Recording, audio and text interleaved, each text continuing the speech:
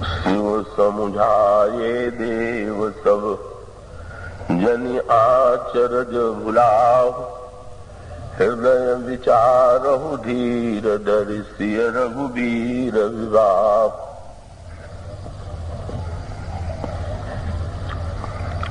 श्री राम कथा रस के रसिक महानुभाव और भक्तिमती देवियों, आइए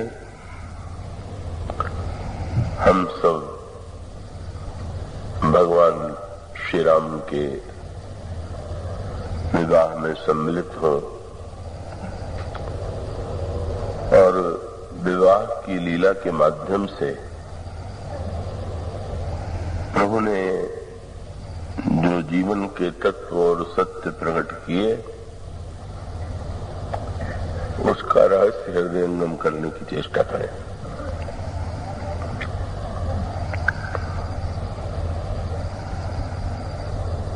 भगवान श्री राम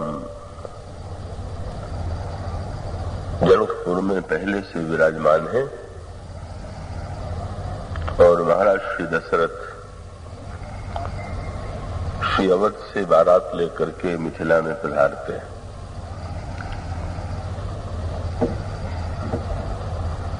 बारात विवाह की तिथि से पहले आ गई थी और मिथिला में आनंद की बाढ़ आ रही थी। अंत में वह मंगलमय दिन आया जिस तिथि को भगवान श्री राम का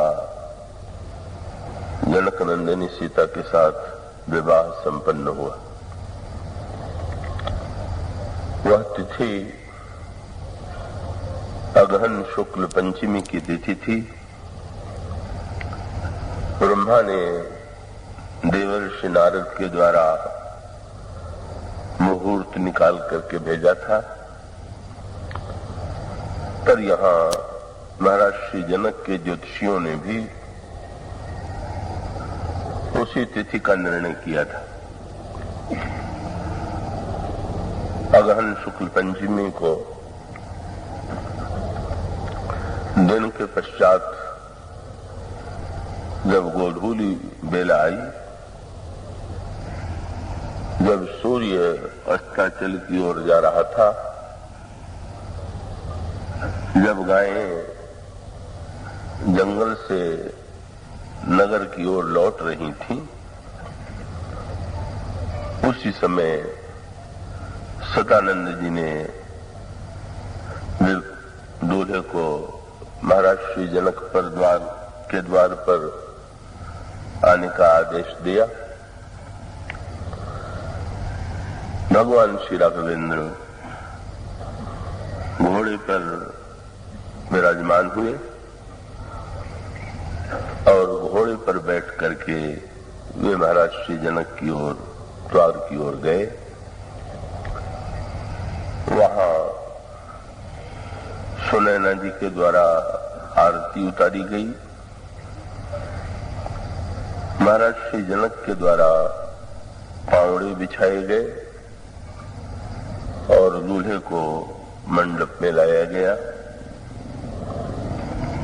वहां पर पाद प्रक्षालन हुआ, कन्यादान की विधि संपन्न की गई, ग्रंथि बंधन हुआ, भावरी हुई और सिंदूर दान हुआ। और इस तरह से वैदिक विधि से, शास्त्रीय विधि से भगवान श्री राम और श्री सीता जी का विवाह संपन्न हो जाने के बाद महाराज श्री जनक के यहाँ जो अन्य 3 कुमारियां थीं और इधर भगवान श्री राम के जो 3 अनुज थे, उनके विवाह का निर्णय भी मंडप में ही किया गया। और तब तीनों भाइयों का, श्री भरत का मांडवी जी से, लक्ष्मण जी का उर्मिला जी से और शत्रुघ्न जी का श्रुतकीर्ति से विवाह संपन्न हुआ। पुष्प की वर्षा हुई, जय ध्वनि। पर जैसा कि कल आपके सामने कहा जा रहा था, ये विवाह जो है वस्तुतः तात्विक दृष्टि से इस विवाह की कोई अपेक्षा नहीं थी, क्योंकि श्री राम साक्षात ब्रह्म हैं, ईश्वर हैं, और श्री सीता जी उनकी ही शक्ति हैं। शक्ति और शक्तिमान अभिन्न है। ऐसी स्थिति में दोनों के विवाह की कोई आवश्यकता थी ही नहीं। फिर भी यदि विवाह की विधि संपन्न की गई, या उसे ये कहें तो अधिक अच्छा होगा कि विवाह की लीला पूरी की गई, तो उस लीला में कुछ रहस्य थे कि ये दोनों ही पक्ष जो हैं, न तो श्री राम का श्री सीता जी से कभी वियोग होता है, और न तो श्री सीता जी और श्री राम का कभी मिलन होता है। मिलन और वियोग दो अलग अलग व्यक्तियों में होते हैं, किंतु दोनों पक्ष प्रस्तुत किया गया।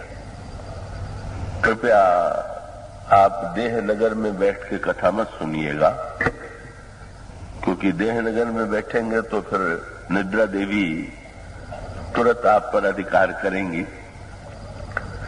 तो ये तो विवाह जो होता है वो तो विदेह नगर में होता है, वियोग तो देह नगर में होता है। लंका में वियोग और जनकपुर में संयोग।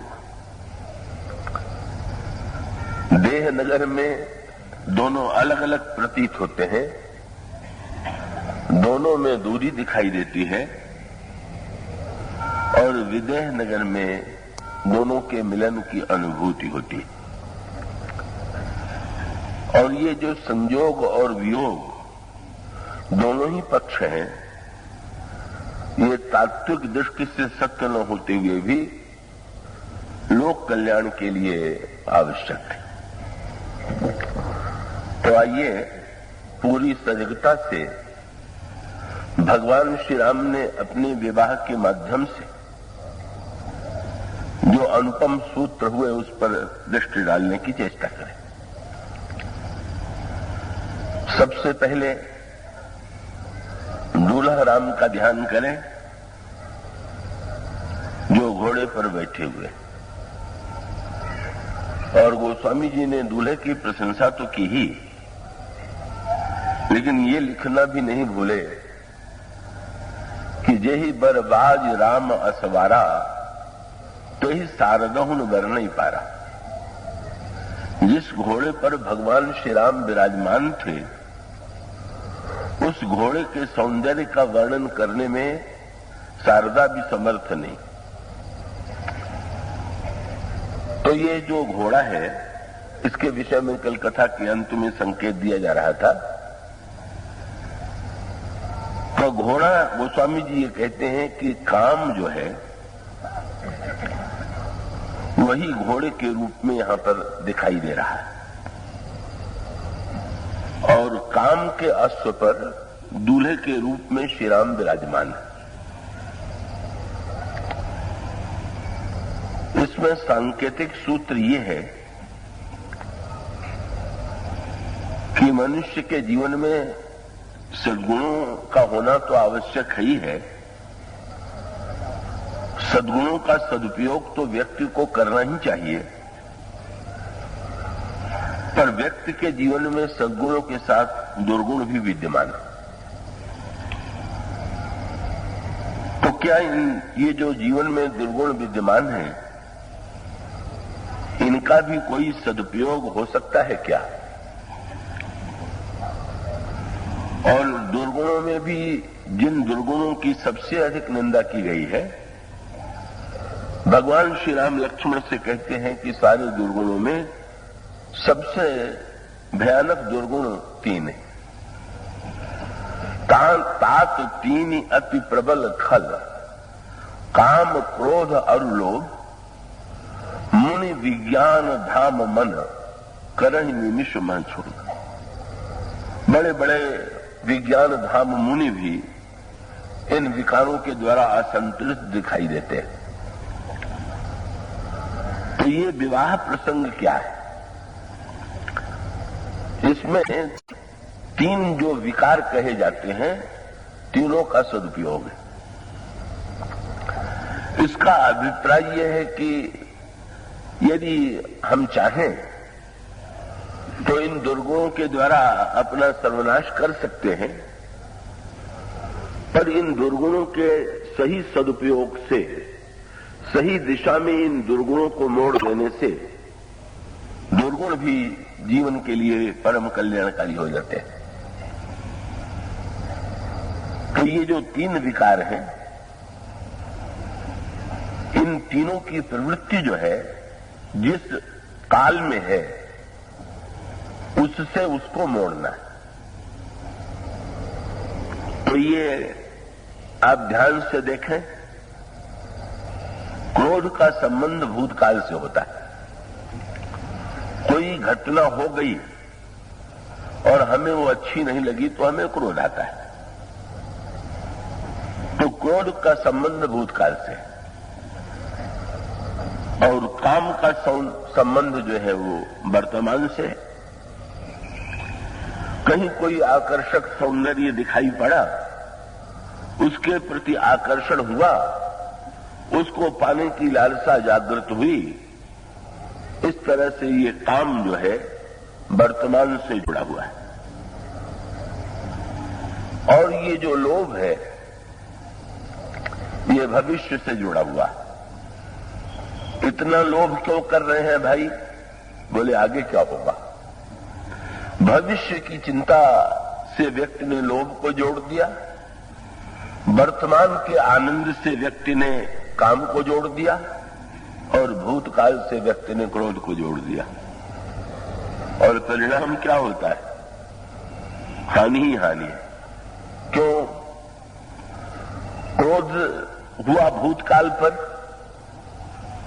और वो वर्तमान में हो रहा है, तो भूतकाल तो बुरा हो ही गया था, वर्तमान भी बुरा हो रहा, वर्तमान और नष्ट हो रहा। जो घटना घट गई, जब हम उस पर क्रोध करते हैं तो परिणाम होता है कि हमारे वर्तमान काल में भी शोक की सृष्टि होती है। मुझे वृंदावन में एक आदरणीय पंडित जी थे, उनकी बात नहीं भूलती है। वे सुरुचि के बड़े प्रेमी थे और भोजन आदि में भी वे सौंदर्य और स्वाद दोनों चाहते थे, और किसी वस्तु की कमी उन्हें अच्छी नहीं लगती थी। पर उनका एक बड़ा विचित्र स्वभाव था कि अगर रसोइये ने किसी दिन भोजन बनाने में कोई भूल कर दी तो उसको तो क्रोध में आके डांटते ही थे, पर जो मिलता था उसके सामने भी ऐसा मुंह बनाए रहते थे कि वो पूछे बिना नहीं रहता था कि पंडित जी क्या हो गया। और तब वो उस रसोइये को 10 गाली दे करके कहते थे, बहुत ही बुरा है, आज तो उसने भोजन का सत्यानाश कर दिया। तो स्वयं क्रोध में दुखी हुए, दुख को बांटा, पर इसके बाद भी सबसे बड़ा दुर्भाग्य क्या था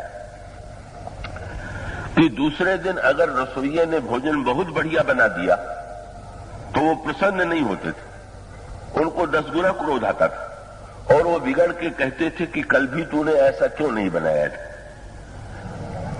बड़ी अनोखी बात है। जब बुरा बन गया तो भी अच्छा नहीं लगा, अच्छा बन गया तो भी ऐसा पहले क्यों नहीं हुआ। और इसका अर्थ ये है कि क्रोध की ये प्रवृत्ति जो भूत से जुड़ी होकर के वर्तमान को भी नष्ट कर रही है, उसका क्या लाभ है। और काम की वृत्ति जो है वो वर्तमान से जुड़ी होकर के भविष्य को नष्ट कर रही है। काम में व्यक्ति यदि अधिक आसक्त होगा, भोगग्रस्त होगा, तो भविष्य में भोग के साथ रोग को आमंत्रित करेगा। तो क्रोध ने वर्तमान को नष्ट किया और काम ने भविष्य को नष्ट किया, और लोभ ने भी। लोभ की संग्रह की प्रवृत्ति ने वर्तमान के आनंद को विनष्ट कर दिया। वर्तमान की कृपणता के द्वारा भविष्य कितना लंबा होगा और वो धन का कितना सदुपयोग कर पावेगा इसका पता नहीं, पर वर्तमान में उसका सदुपयोग नहीं हो रहा। तो ये जो तीनों बुराइयां हैं, इनको क्या मिटाया जा सकता है क्या? तो इसका उत्तर ये दिया गया कि जरा इनको, इनकी दिशा को पलट दीजिए। तो धनुष यज्ञ में क्रोध का अगर सदुपयोग देखना हो तो धनुष यज्ञ में देखिए, और काम और लोभ का सदुपयोग देखना हो तो विवाह में देखिए। क्या इसका अर्थ हुआ? संसार के दो प्रसिद्ध क्रोध करने वाले धनुष यज्ञ में दिखाई देते हैं। एक तो परशुराम जी महाराज और दूसरे लक्ष्मण जी भी प्रसिद्ध हैं कि उनको भी क्रोध बहुत आता है। तो लक्ष्मण जी को जो क्रोध आता है और परशुराम जी को जो क्रोध आता है, इसमें कोई अंतर है कि नहीं? और बहुत बढ़िया बात है। क्या क्रोध को अगर भविष्योन्मुख बना दीजिए, भूतोन्मुख के स्थान पर वो भूतकाल से न जुड़ करके भविष्य से यदि जुड़ जाए, भविष्य के लिए अगर कल्याण की सृष्टि करे, तो क्रोध आवश्यक है। परशुराम जी के क्रोध में और लक्ष्मण जी के क्रोध में यही अंतर है। भूतोन्मुख क्रोध देखना हो, जो भूतकाल से जुड़ा हुआ है, तो वो क्रोध है परशुराम जी का, और भविष्य के लिए जो प्रेरणा देने वाला क्रोध है, वो क्रोध है लक्ष्मण जी का। मैं आशा करता हूं कि आप पूरी एकाग्रता से विषय को सुनेंगे। परशुराम जी की समस्या क्या है? धनुष टूट गया। अगर परशुराम जी चाहते थे कि धनुष न टूटने पावे, तो उनके लिए तो उचित समय यह था कि जब जनक जी ने प्रतिज्ञा की कि मैं धनुष तोड़ने वाले को कन्या दूंगा, तभी आकर के वो जनक जी को फटकार देते, तो जनक जी को डांट देते कि तुम ऐसी प्रतिज्ञा बिल्कुल नहीं करोगे। जब सारे संसार के राजा एकत्र हुए, तब परशुराम जी सभा में आकर के कह सकते थे कि कोई धनुष नहीं तोड़ेगा, लेकिन वो नहीं आए। क्यों? उन्होंने अपनी कल्पना में ये मान लिया कि प्रतिज्ञा से क्या होता है, ये एकत्र होने से क्या होता है। भगवान शंकर का धनुष तो कोई तोड़ ही नहीं सकता, ये उन्होंने अपने मन में कल्पना में मान लिया। पर जो मान लिया वो नहीं सत्य सिद्ध हुआ, और जब धनुष टूट गया तब वे आते हैं। अब उनका जो क्रोध है उसकी कोई सार्थकता है क्या? इसलिए जो बात के लक्ष्मण जी ने कहा वो बड़ा सार्थक है। क्या? कि महाराज, अगर आपके क्रोध करने से टूटा हुआ धनुष भी पिघल के जुड़ जाए तो क्रोध करिए। लेकिन बड़े आश्चर्य की बात है कि आप जानते हैं कि धनुष जो टूट गया अब वो जोड़ने वाला नहीं। तो महाराज, बात क्यों कितना सुंदर है। क्या? टूट चाप नहीं जुरी ही दिशाने, तब बैठी होई ही पाए पिराने। धनुष तो टूट ही गया, अब अपना पैर मत तोड़िए। आप व्यर्थ से इतना कष्ट, पैर पटक रहे हैं, कष्ट उठा रहे हैं, तो महाराज जो टूट गया उसे टूट जाने दीजिए, पर जो टूटा हुआ नहीं है उसको तो बचाइए। तो परशुराम जी के क्रोध की निरर्थकता यही है कि वे उस बात पर क्रोध कर रहे हैं, विचित्र कार्य कर रहे हैं। जिस पर क्रोध कर रहे हैं उस पर भी क्रोध नहीं करना चाहिए, जिस वस्तु के लिए क्रोध कर रहे हैं वो भी ठीक नहीं, और जिस मात्रा में क्रोध कर रहे हैं ठीक नहीं। ये इन तीनों का बड़ा संबंध है। तो क्रोध किस पर करना चाहिए और किस पर नहीं करना चाहिए? तो क्रोध कर रहे हैं जनक पर, क्रोध कर रहे हैं धनुष तोड़ने वाले पर, मानो साक्षात ईश्वर पर, क्रोध कर रहे हैं लक्ष्मण जी पर, मानो जीव के आचार्य पर। तो इन पर तो क्रोध नहीं करना चाहिए। क्रोध तो आना चाहिए बुराइयों के ऊपर। किसी ने नारद जी के प्रसंग में बात आती है ना कि नारद जी ने जब काम को जीता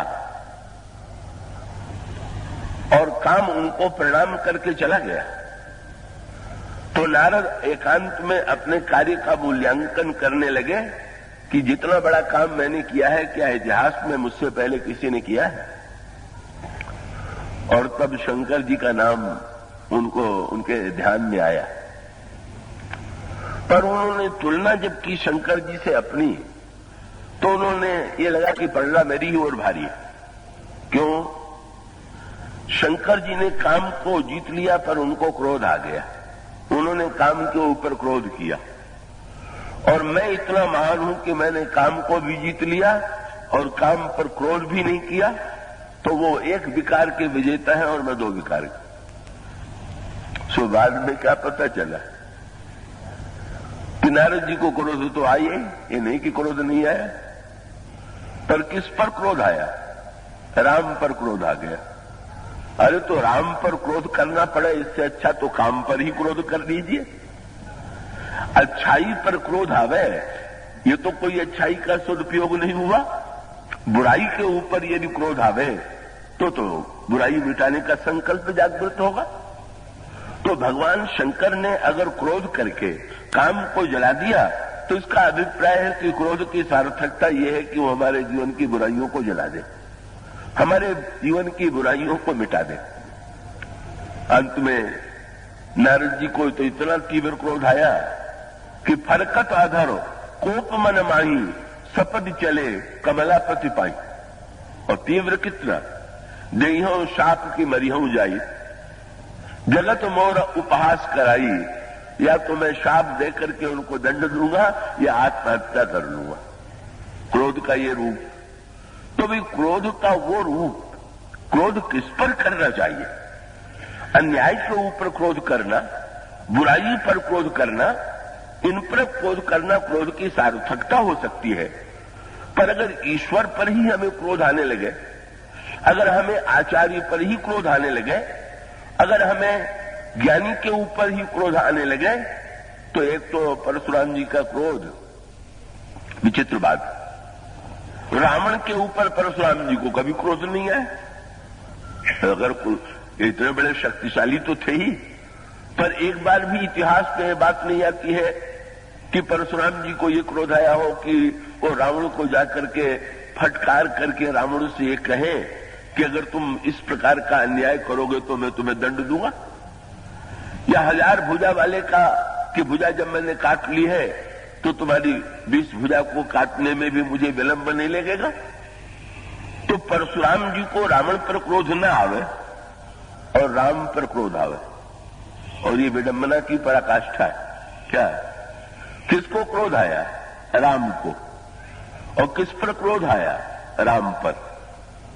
दोनों ही तो राम है, परशुराम भी राम है और वो भी राम। और इसका अर्थ तो ये हुआ कि ये जो क्रोध की स्थिति है कि रावण पर क्रोध न आकर के राम पर क्रोध आवे, तो क्रोध किसी काम का नहीं। और क्रोध जिस वस्तु के कारण आया वो वस्तु भी नाशवान थी। पर धनुष जो है एक न एक दिन वो अखंड तो नहीं था, वो नित्य तो नहीं था, वो तो विनाशी था।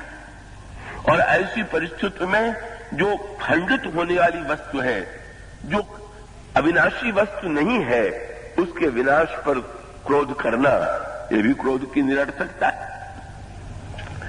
और क्रोध जिस मात्रा में करना चाहिए देखिए, क्रोध तो अग्नि है और अग्नि की भी उपयोगिता है। कौन ऐसा घर होगा कि जिसमें आग न जलाई जाती हो, पर घर के एक कमरे में आग जलाई जाए तो आग उपयोगी, और पूरे घर में आग लग जाए तो फिर सर्वनाश हो ही गया। इसी प्रकार से हृदय के कोने में क्रोध की आग जलाइए और कुछ पकाइए तो ठीक, पर क्रोध की मात्रा परशुराम जी में कितनी आ गई और किस बात पर आ गई?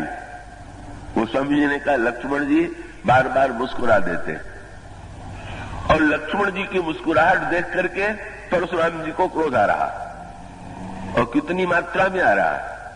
गोस्वामी जी ने व्यंग्य किया, हंसत देखी रिस नख सिख व्यापी, नाखून से लेकर के चोटी तक, और उसका अर्थ हो तो पूरे घर में ही आग लग गई।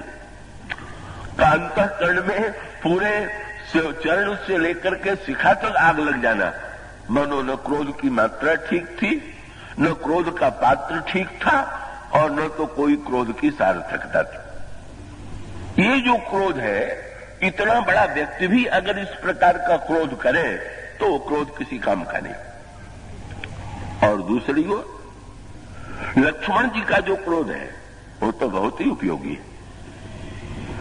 लक्ष्मण जी का क्रोध यदि न होता तब तो अनर्थ ही हो जाता। क्यों?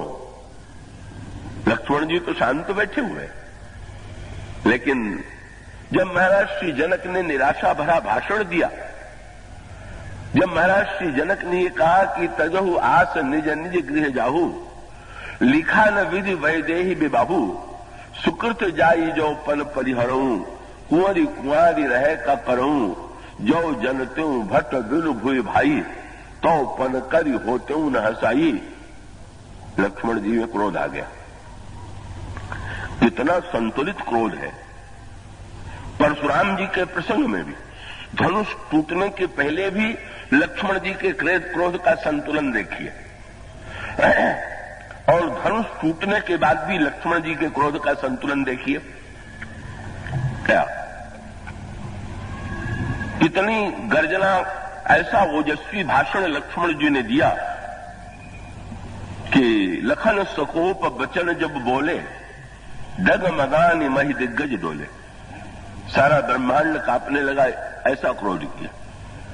पर विलक्षण संतुलन है। जो क्रोध के आवेश में होता है वो रुक थोड़ी पाता है। लेकिन गोस्वामी जी ने क्या कह दिया, लगा कि इतने तीव्र क्रोध में है कि किसी की बात नहीं सुनेंगे। लेकिन भगवान राम ने एक वाक्य भी लक्ष्मण से नहीं कहा। क्या किया? सैन ही रघुपति लखन निवारे। भगवान ने धीरे से नेत्र उठाया और लक्ष्मण जी की ओर देखा, बस, और प्रेम समेत निकट बैठा रहे, इतने शांत कि एक क्षण के लिए भी कहीं कोई जरा भी आवेश नहीं। प्रभु ने कहा वाणी से नहीं, केवल संकेत किया, धीरे से अपने पास में बैठा लिया।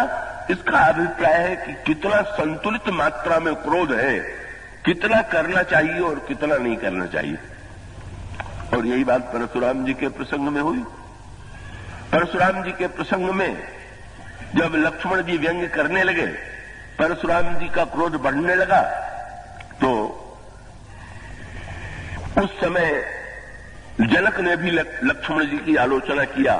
परशुराम जी तो कर ही रहे थे, मष्ट करहु अनुचित भल नहीं। और परशुराम ने तो श्री राम को उलाहना भी दे दिया। क्या?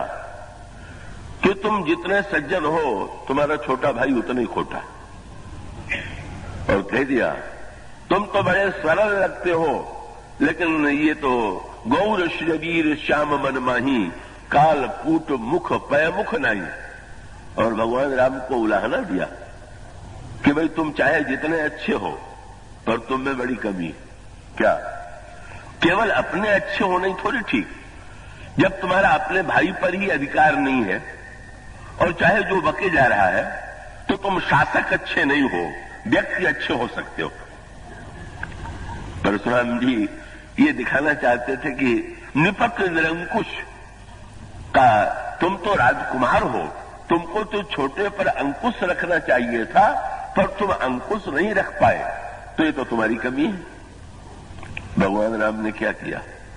वो स्वामी जी ने लिखा, सारे सभा के लोग लक्ष्मण जी के विरुद्ध हो गए।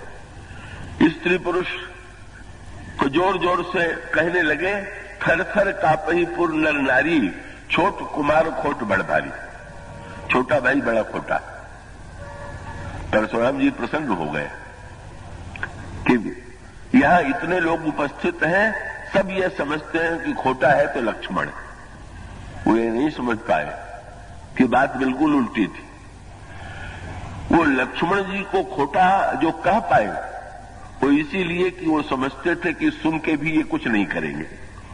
पर परशुराम जी से इतना डरते हैं कि इनके विषय में कुछ मुंह से निकला तो सीधे फरसे ही सिर पर चलेगा। कब बोल देने से ही सिद्ध नहीं हो जाता कि आपके विषय में कोई अगर कुछ न बुरा कहे तो आप बहुत अच्छे। डर के बारे भी किसी व्यक्ति के बारे में कुछ न कह पाना, ये तो लाचारी होती है। जनसमूह जो है कब वो बेचारा परशुराम जी की आलोचना तो कर नहीं सकता, पर लक्ष्मण जी की आलोचना करने का साहस उन्होंने किया। जनक ने भी विरोध किया, और जब चारों ओर से विरोध होने लगा तो भगवान राम ने क्या किया? नयन करे रे राम। फिर श्री राम की आंखें जरा सी तिरछी हुई और लक्ष्मण जी को देख लिया, और देखते ही आश्चर्य है।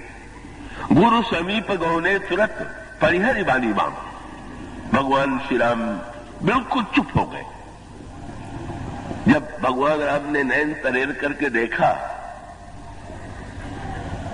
तो परशुराम जी बड़े प्रसन्न हुए कि राम ने भी मान लिया कि ये लड़का ठीक नहीं कर रहा। पर अगर इसका दूसरा अर्थ उनके समझ में बाद में आया, सुनि मृदु गूढ़ बचन रघुपति के, बाद में क्या आया? भगवान राम ने परशुराम जी को बता दिया कि महाराज आप कहते हैं कि ये लड़का निरंकुश है। अरे ये तो इतना अनुशासनबद्ध है, इतना आज्ञाकारी है कि आंख के संकेत से भी मान जाता है। और आप अगर फरसे से भी नहीं मनवा पा रहे हैं तो फरसे में ही कोई कमी होगी। आप चेष्टा कर रहे हैं पर फरसे से नहीं डर रहा है, और मैं केवल आंख तिरछी करता हूं उतने मात्र में ही संतुलित हो जाता है। क्रोध पर कितना नियंत्रित। क्रोध की समस्या यही है कि क्रोध जब बढ़ता है तो उसकी कोई सीमा नहीं रह जाती। पर दोनों प्रसंगों में क्रोध का संतुलन लक्ष्मण जी में दिखाई देता है, जहां बिना एक शब्द कहे क्रोध का प्राकट्य हुआ और उसका उपशमन हुआ। और क्रोध भी जो आया वो जनक पर नहीं, जनक के अज्ञान पर। उन्होंने शब्द ये कहा कि मैं जो कुछ क्रोध कर रहा हूं, अगर किसी दूसरे व्यक्ति ने कहा होता तो क्रोध करने की आवश्यकता नहीं, पर जनक जी ने ऐसी बात कह दी। और ये क्रोध तो इतना बढ़िया हुआ, ये क्रोध न होता तो भगवान राम को उठने की प्रेरणा ही नहीं मिलती। जब लक्ष्मण जी ने भाषण दिया और सारा ब्रह्मांड डिग गया तो प्रभु ने मुस्कुरा करके लक्ष्मण जी से पूछा, तुमने भाषण के द्वारा सारे ब्रह्मांड को क्यों डिगा दिया? लक्ष्मण जी ने कहा कि प्रभु मुझे दिखाई ये पड़ा कि सारे संसार में इस समय दो ही अड्डी गए, या तो धनुष हो या तो आप। तो मैंने सोचा कि जब तक आप नहीं जरा डिगेंगे तब तक ये जड़ धनुष जो है ये अंधकार फैलाए रहेगा। इसलिए मैं तो यही चाहता था कि मैं बताऊं कि चैतन्य का प्रकाश होने के लिए जड़ की जड़ता का विनाश तो तभी होगा जब चैतन्य में संकल्प की जागृति होगी, जब चैतन्य ये कार्य संपन्न करेगा। और उस क्रोध का आनंद देखिए, वो समझी ने लिखा, जब लक्ष्मण जी भाषण दे चुके तो गोस्वामी ने लिखा, सबसे अधिक लक्ष्मण के भाषण से किसको प्रसन्नता हुई? श्री सीता जी को। श्री सीत गोस्वामी जी ने लिखा, का लखन के वचन सुन करके का श्री सीता जी सिय ही हर्ष का जनक सकुचाने। जनक जी के मन में संकोच हुआ, अरे मेरे मुंह से कौन सी ऐसी बात निकल गई जिससे इस युवक को क्रोध आ गया। ये तो श्री राम के अनुज हैं, पर सबसे अधिक प्रसन्नता तो सीता जी को हो रही, और सीता जी को ही नहीं हो रही। विश्वामित्र गदगद हो गए। बड़ा विश्वामित्र जी ने मन ही मन अपनी पीठ भी ठोक लिया। बोले बड़ा अच्छा हुआ मैं राम के साथ लक्ष्मण को भी मांग के ले आया। अगर ये ना भाषण देता तो ये तो ऐसी चुप्पी मार के बैठ गए कि उठने का नाम ही नहीं ले रहे। तो बहुत अच्छा हुआ। गुरु रघुपति सब मुनि मन माई, और प्रभु भी बड़ा आनंद ले रहे। कितना बढ़िया क्रोध है, जिससे ईश्वर को प्रसन्नता हो रही, जिससे भक्ति को प्रसन्नता हो रही, जिससे भगवान को प्रसन्नता हो रही। ऐसा विलक्षण क्रोध कि गोस्वामी जी का शब्द यही है कि गुरु रघुपति सब मुनि मन माही, मुदित भये पुनि पुनि पुल खाई।